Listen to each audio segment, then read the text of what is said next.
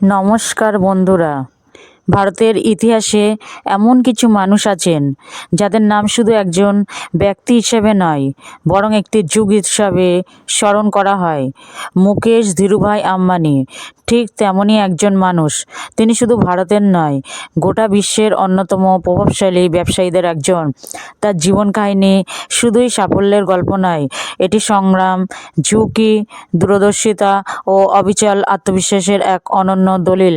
আজকের এই ভিডিওতে আমরা জানব কিভাবে ইয়েমেনের এক ছোট শহর থেকে শুরু করে মুম্বাইয়ের আকাশছোঁয়া অট্টালিকা অ্যান্টিলিয়া পর্যন্ত পৌঁছালো আম্বানি পরিবারের যাত্রা।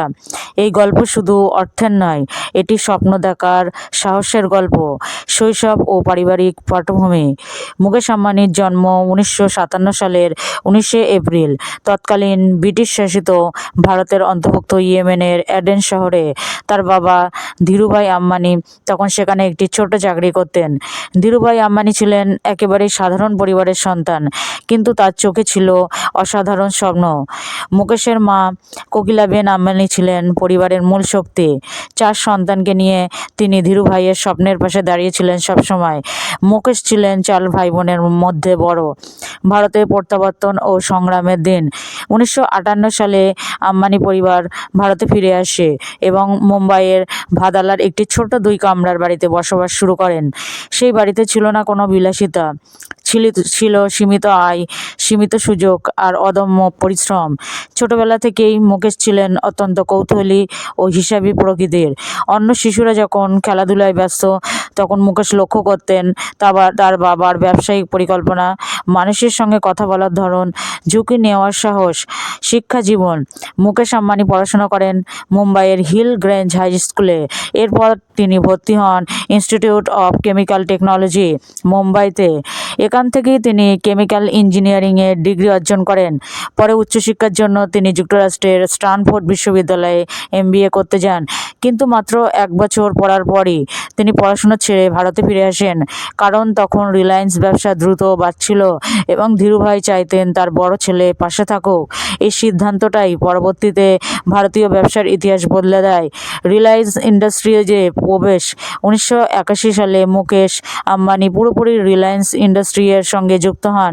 তিনি শুরুতেই টেক্সটাইল ব্যবসার আধুনিকীকরণে মন দেন। এরপর পেট্রোকেমিক্যাল সেক্টরে বড় বিনিয়োগের পরিকল্পনা করেন। তার সবচেয়ে বড় অবদান ছিল পটলগঙ্গা জামনগর রিফাইনারি। বিশেষ করে জামনগর রিফাইনারি আজ বিশ্বের সবচেয়ে বড় তেল শোধনাগার হিসেবে পরিচিত। ধীরুভাই আম্বানির মৃত্যু ও নেতৃত্বের সংকট। 2002 সালে ধীরুভাই আম্বানির মৃত্যুর পর রিলায়েন্স সাম্রাজ্যে শুরু হয় বড় সংকট। 2 ভাই মুকেশ ও অনিল আম্বানির মধ্যে নেতৃত্ব নিয়ে মতবিরোধ দেখা দেয়। এই দ্বন্দ্ব শুধু পারিবারিক ছিল না, এটি গোটা ভারতের কর্পোরেট জগৎকে নাড়িয়ে দিয়েছিল। মুকেশ আম্বানির ব্যক্তিত্ব। মুকেশ আম্বানি খুব বেশি কথা বলেন না, কিন্তু তার সিদ্ধান্তগুলি বজ্রপাতের মতো শক্তিশালী। তিনি বিশ্বাস করেন গ্রোথ ইজ লাইফ। তিনি দীর্ঘমেয়াদী পরিকল্পনায় বিশ্বাসী এবং প্রযুক্তিকে ভবিষ্যতের মূল শক্তি হিসেবে দেখেন। ধীরুভাই আম্বানির মৃত্যু ও সাম্রাজ্যের সংকট। 2002 সালের 6 জুলাই ভারতীয় শিল্পজগতের জন্য এক শোকাবহ দিন। রিলায়েন্স ইন্ডাস্ট্রিজের প্রতিষ্ঠাতা ধীরুভাই আম্বানি হৃদরোগে আক্রান্ত হয়ে মৃত্যুবরণ করেন। এই একজন মানুষের হাত ধরেই যে সাম্রাজ্য গড়ে উঠেছিল, তার চলে যাওয়ার পর সেই সাম্রাজ্য যেন দিখারা হয়ে পড়ে। ধীরুভাই আম্বানি কোনো লিখিত উত্তরাধিকার পরিকল্পনা রেখে যাননি, ফলে স্বাভাবিকভাবে রিলায়েন্স সাম্রাজ্যের নেতৃত্ব নিয়ে প্রশ্ন উঠতে শুরু করে। সবাই জানতো এই লড়াই মূলত 2 ভাই মুকেশ আম্বানি ও অনিল আম্বানির মধ্যে। একদিকে মুকেশ নীরব, হিসাবী, প্রযুক্তিমুখী এবং দীর্ঘমেয়াদী পরিকল্পনায় বিশ্বাসী। অন্যদিকে অনিল আগ্রাসী, মিডিয়া প্রিয়, দ্রুত সিদ্ধান্ত নেওয়া ও ঝুঁকিপূর্ণ পথে হাঁটতে পছন্দ করা একজন উদ্যোক্তা। এই ভিন্ন মানসিকতায় পরবর্তীকালে রিলায়েন্স পরিবারের ইতিহাসে সবচেয়ে বড় বিভাজনের কারণ হয়ে দাঁড়ায়।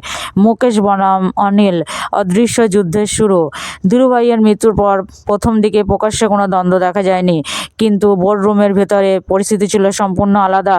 ব্যবসার নিয়ন্ত্রণ, বিনিয়োগের সিদ্ধান্ত, নতুন প্রকল্প, সব কিছুতেই 2 ভাইয়ের মতভেদ বাড়তে থাকে। মুকেশ চেয়েছিলেন পেট্রোকেমিক্যাল রিফাইনারি, বিদ্যুৎ, অবকাঠামো এই খাতে দীর্ঘমেয়াদী ও ভারী বিনিয়োগ। অন্যদিকে অনিলের আগ্রহ ছিল টেলিকম, ফিন্যান্স, মিডিয়া, এন্টারটেইনমেন্ট, যেখানে দ্রুত মুনাফা ও ব্র্যান্ড ভ্যালু তৈরি করা যায়। এই দুই ভিন্ন দর্শনের সংঘর্ষ রিলায়েন্স সাম্রাজ্যকে ভেতর থেকে দুর্বল করতে শুরু করে। কোকিলাবেন আম্বানির মধ্যস্থতা। পরিস্থিতি যখন চরমে পৌঁছায় তখন পরিবারের প্রধান হিসাবে সামনে আসেন মা কোকিলাবেন আম্বানি। একজন মা হিসেবে তিনি চাইতেন না তার স্বামীর গড়ে তোলা সাম্রাজ্য দুই ছেলের দণ্ডে ধ্বংস হয়ে যাক। দীর্ঘ আলোচনার পর 2005 সালে সিদ্ধান্ত হয় রিলায়েন্স সাম্রাজ্য ভাগ হবে। এই সিদ্ধান্ত শুধু একটি পরিবারের নয়, গোটা ভারতের কর্পোরেট ইতিহাসের মোড় ঘুরিয়ে দেয়। রিলায়েন্স বিভাজন কে কী পেল? 2005 সালের ঐতিহাসিক বিভাজনে মুকেশ আম্বানি পেলেন রিলায়েন্স ইন্ডাস্ট্রিজ লিমিটেড, তেল ও গ্যাস, পেট্রোকেমিক্যাল, রিফাইনারি, ভবিষ্যতের শক্তি ও প্রযুক্তি খাত।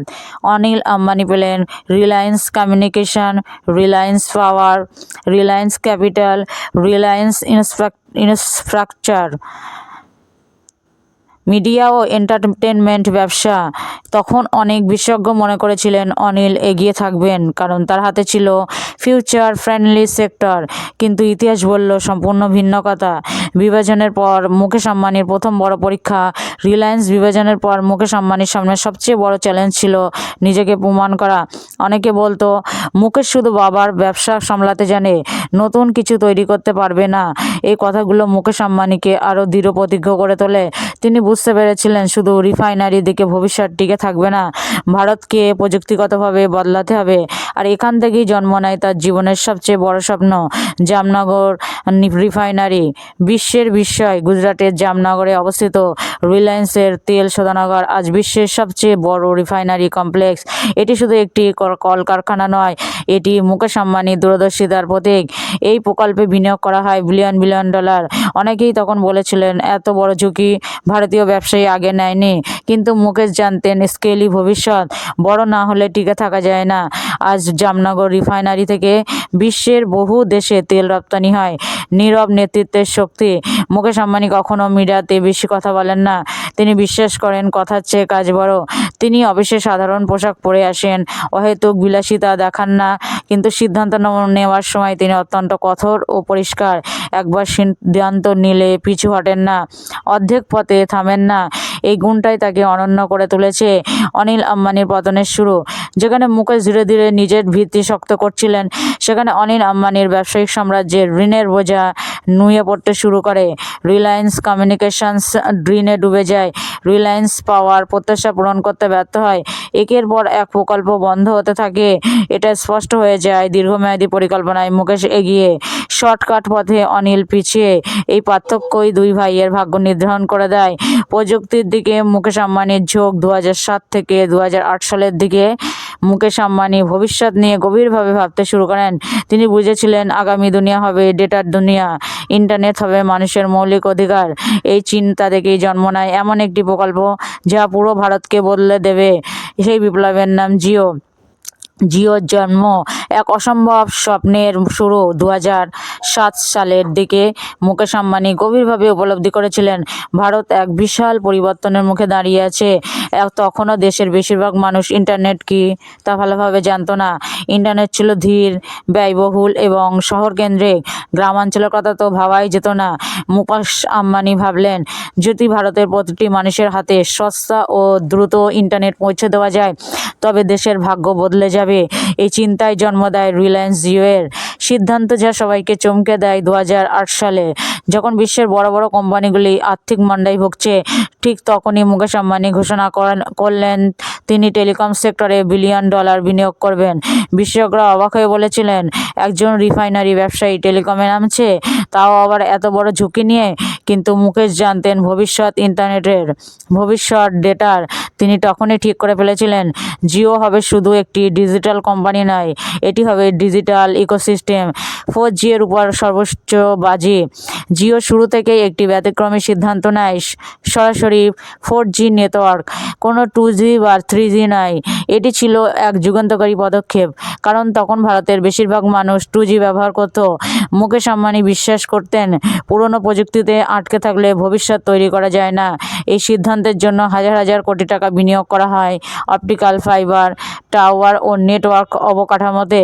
বছরের পর বছর নীরব প্রস্তুতি। 2009 থেকে 2015 এই প্রায় 7 বছর জিও সম্পর্কে খুব কম তথ্যই বাইরে আসে।